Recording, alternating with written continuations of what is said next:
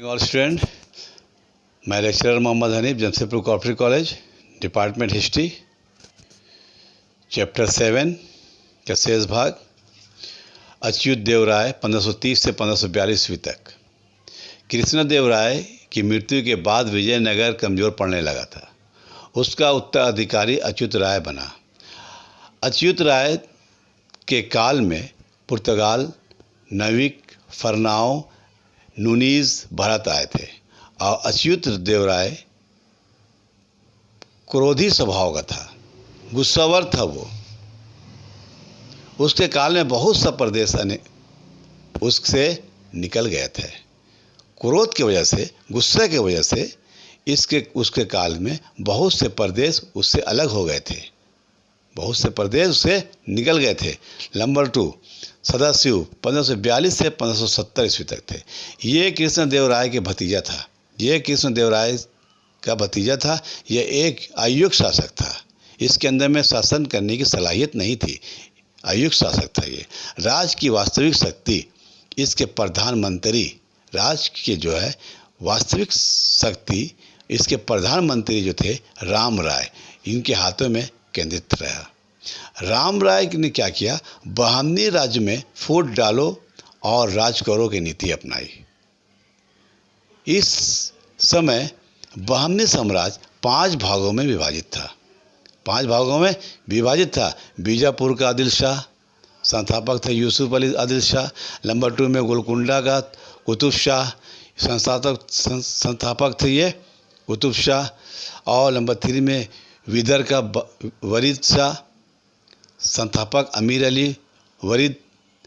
Number 4 में बरार का इतमाद शाही संस्थापक थे इसके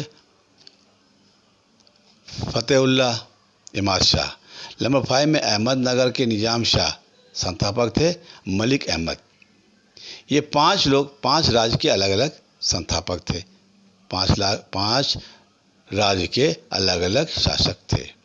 जब इन बहमनी राज्यों को समझ में आया कि राम राय हम में फूट डाल रहा है और वह इस्लाम को अपमान कर रहा है, तब वे राम राय के खिलाफ एकजुट हो गए और इन्होंने मिल करके बीजापुर, अहमदनगर, गोलकुंडा, 1565 ईस्वी में तलीकोट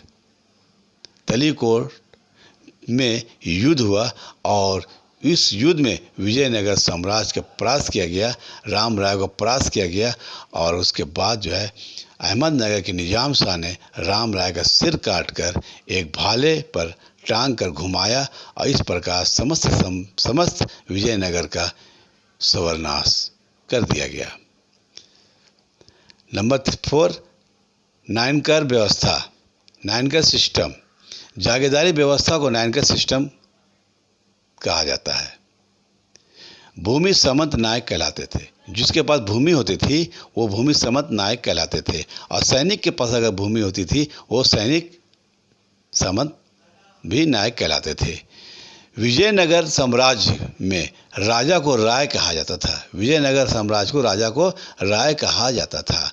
राजा सैनिक व असैनिक, राजा जो होते थे सैनिक या असैनिक, जो सैनिक हैं वो भी, जो सैनिक नहीं वो भी, उस दोनों की उनकी विशेष सेवाओं, अगर राजा की विशेष सेवाओं उनके बदले में भूमि प्रदान करते थे। अगर राजा को उसकी सेवा पसंद आती थी, चाहे वो सैनिक हो चाहे ना सैनिक हो, अगर राजा को उसको विशेष सेवा पसंद आती थी तो उसको जो है भूमि राजा देते थे और इस भूमि को अमरम भूमि कहलाती थी। राजा जिसको जो सेवा करते थे उसको राजा देते थे भूमि, वो भूमि अमरम कहलाते थे। इसके प्राप्तकर्ता जिसको ज़मीन मिलती थी वो अमर नायक कहलाते थे। जिसको ज़मीन मिलती थी वो अमर नायक कहलाते थे।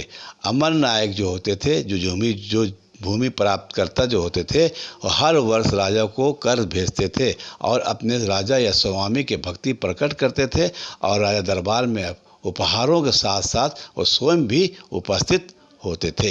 इस तरह से हम आज चैप्टर यहीं पर ख़त्म करते हैं।